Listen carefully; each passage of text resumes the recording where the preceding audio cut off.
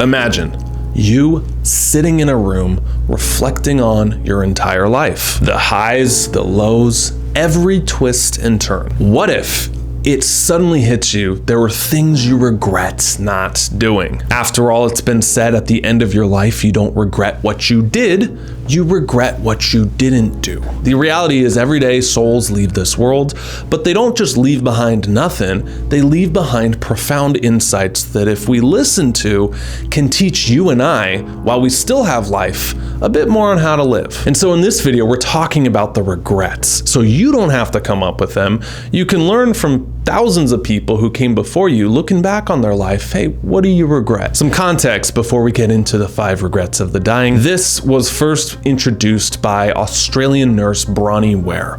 She worked with terminally ill patients that had 3 months left to live, 6 months left to live, a year left. And she went in and asked them, looking back on your entire life, what do you regret not doing? And what she gathered were thousands of these responses. And she would categorize them into 5 categories and publish them in a blog post that went absolutely viral. When I first heard these back 2015, they had a really profound impact on me. You look at one of these regrets and it helps put things in perspective. In this video, we're gonna walk through all 5. I'll give you a bit of my interpretation of it and how you can apply it in your life. Regrets number 1. I wish I had let myself be happier. Now notice something. Let myself be happier. It's been said that happiness is the brief space in between your changing desires. Happiness is not about what you get, it's a choice that you can make. And because if you don't, you'll get caught up in this bling treadmill where it's just a belt spinning under you, chasing the next material thing. Or some people, it's if I have 100,000 in the bank, then I can feel satisfied and secure. Well, no, that didn't make me feel that way. 500. 1 million, 2 million, 10 million, and it never ends. Now, it's also being very cautious that there's things that take away from your happiness. Like, it is very hard to let yourself be happy if you don't sleep right, if you're not fueling yourself with the right nutrition, if you're not moving. You ever had a house plant and maybe you weren't the best plant parent? It kind of slowly started withering away, and after like a week or two, you look at it and you're like, dude, I forgot to water the thing. I'm such a bad plant dad. And then what happens? Maybe you take out some water and you start nurturing it. You start putting it in better sunlight through your window. That plant that was on the brink of like death and not looking good at all comes back to life. I think that we're kind of the same way. You can be in a bad spot, but man, if you start taking care of yourself and treating yourself like you would treat a friend and giving yourself the right nutrition, the right sleep, the right environment, watch yourself start to come back to life. The times in my life I've felt extremely depressed. I look back and I'm like, dude, no wonder you were depressed. You were playing Fortnite for hours on end. You were drinking, you weren't sleeping, you were smoking. What did you think was gonna happen? Give yourself the right nutrients, give yourself the right environment to flourish. And it's not easy because it takes a lot of effort to just feel normal, but you realize that it's the only path and that happiness is a byproduct of doing all of those things. So this regret really slapped me in the face that happiness is a choice, yet we also need the right environment to come alive and feel good. Regret number 2. I wish I had stayed in touch with my friends. Human beings are social creatures. We need others around us. For another video, I was researching this, and loneliness, according to the CDC, increased people's risk of premature death as much as smoking, obesity, and being physically inactive. From just being socially isolated and lonely, having like no friends, it was a 50% plus increase in dementia. Now, I'll be honest, this one hits me hard because I don't think I was the best at staying in touch with friends. I've kind of had packs of friends throughout my life. Like, I went to high school, I had this little pack, and then, I went to a college and I had this other pack. And then I had the band, which is a tight pack, and now I'm in Scottsdale and I have this other pack. I said pack like 20 times. Pack it up, baby. If I was looking back at what I could have done a little different, in my 20s, it would probably be staying in touch with friends and just being there for them. I don't know, maybe it's just me, but it seems like there's this myth of where life is supposed to be one giant Friends episode, where you have your friends all around you 24/7, every single day, you're just hanging out. And the older I've gotten, the more I've realized that quality matters more than quantity. Like, if you have 2 or 3 close close friends that are like your ride or dies, that's gonna fuel you way better than having like 20, 30 superficial friends, in my experience. Now, maybe you're wired for more of an extroverted, like more is better approach and just energy from everyone, and more power to you. I don't think there's a right or wrong here. I look at some of the people around me, like my girlfriend and how close she is and how she's stayed in touch with her friends. Not that I have like these deep, intense regrets, but it's made me more aware that friendships are a two-way street.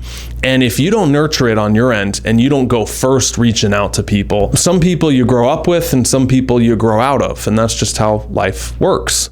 Number 3, I'd wish I'd had the courage to express my feelings. There's a saying, what you don't express, you suppress. And it's natural to want to suppress down your negative feelings. But the analogy I would use here is like a trash can. You throw things in it, it starts filling up. And then what do most of us do? We take like a paper towel or a cardboard box and we just push down the trash so we can get that little extra room on the top before taking it out. But if you never take out the trash, there's only so much suppressing you can do before it's gonna stink up your whole house. It's natural to do that with your emotions. You push them down deeper and deeper until eventually there reaches a point of where they start to bubble over. And this might show up in the form of projections to your partner, to your friends, to your family, to your coworkers, where you just snap all of a sudden. And it gets to a point and you're like, dude, I don't even know where that came from. I'm so sorry. It might show up in terms of judgments, your self-talk about yourself, about others. What you don't express, you suppress down. So finding ways to express your feelings on this regret. And I don't just mean like being this emotionally loose person who's just emoting everywhere and, has no control over their feelings and emotions. I think that's equally as dangerous. There's a sweet spot in where expressing your feelings doesn't necessarily mean to other people. It can mean to yourself through things like processing them in letting go, in meditation, in opening up a journal and just writing for 20 minutes about what you're feeling. Don't censor yourself, just let it rip. Speaking with a coach, a therapist, someone who can guide you through these. There's a great book, The Body Keeps the Score, about how suppressing your emotions or even traumas at a much deeper level can show up as physical symptoms in your body. You have back pain all of a sudden, and then you go in, you do some inner work, you release all these traumas, and the back pain goes away. People who have been holding on to like a resentment for 10, 20 years develop an illness because of it. So maybe this is asking yourself, what do I need to express? What am I suppressing? You might just be surprised at what you find. Number 4, I wish I'd have the courage to live a life true to myself, not the one others expected. My best friend was my roommate in college of 3 years, and he came from a Chinese family, and he would joke that his parents were like, you can be anything you want as long as it's a doctor or a lawyer. That story is not uncommon against kids in their early 20s going to college, is we're trying to please parents or please society or fit in. And we don't really go for what we want. We go to because we think that's the way it's supposed to be done. Maybe you felt this in your life, either unsupportive family, unsupportive friends. You want to be an artist. You want to be a musician. You want to be an entrepreneur. And then these people over here are like, dude, you got to be realistic. How is that going to pay the bills? Or maybe you should get a career. And then you feel this pressure throughout your 20s. Like, dude, did I mess up going for this? Like, everyone else around me is making $50, $60, $100,000 a year, and I'm still working an entry-level job trying to make this entrepreneurial thing work. Am I the loser? And we can fall into a trap of where we conform. And we push aside and we suppress our dreams and we suppress what we really want to do so we can pursue the path that's socially accepted. Joseph Campbell has a quote, I'm paraphrasing, he says, where there is a path carved out in the forest, it's not your path. And that the hero's journey that you're on is about you forging your own path through the tree line, through the grass, and carving out a life for yourself. And that's how you become fulfilled. Now, I'm not saying you have to reinvent the wheel. I'm I'm not saying you have to quit your job overnight, but how can you live a life true to yourself on your terms instead of always just looking for other people and places and things and society and norms to be like, is this correct? Can I do this? Do I have permission to do this? That's conditioned in us from childhood. You grow up, you look to your parents, they tell you what to do. You don't want to disappoint them, right? You go to school, you don't want to disappoint your teacher. You go to your job, you don't want to disappoint your boss. And that childlike behavior is ingrained in us, and we get to our 20s and 30s and we're still, if we don't snap out of this, looking for other people as reference points for what should I do with my life. Now, people hear this about going for it and carving your own path and living true to yourself. Not all the time, but some people have a tendency to put it down like, Clark, why are you telling people to go for their dream? Why are you telling people to like start a business, or like if they want to be a musician, go for it? Don't you know the chance of failure is this percentage and it's survivorship bias at the top? Whatever it is, people defend not going for your dreams for their life. That's just the crowd screaming at you, it's not going to work out because they didn't go for it. Here's a little secret I've found about going for your dreams. It's not even about achieving your dream. It's about taking the journey, and at the end of your life, you still feel good that you went for it and you had a taste of it. Even if the result didn't work out, didn't hit, you almost transmute it into something else. Take someone who wanted to be a professional NBA player or an athlete, right? If you played a sport, maybe that was your dream. Well, the guy who gets to like 30 or 40 years old and he didn't go big, he didn't go pro, is he a failure? If that person coaches his son's basketball team or is able to be a coach and level people up that do go pro, he's still on purpose. It's just transformed. When you live a life authentically for you, not the one others expect, it is always a win. Because even if you don't get the result, it's still about who you become along the way. Regret number 5. I wish I hadn't worked so hard. Now, one interpretation of that regret would be, great, now I can set my life up to prioritize less work at the office. Or great, now I can rest more and I don't have to worry about work. But I disagree. I think there's a massive difference between work and struggle. And how most people view work is a struggle. Things they don't want to do, people they don't want to be around, jobs they don't want to work. It's a struggle, it's a grind.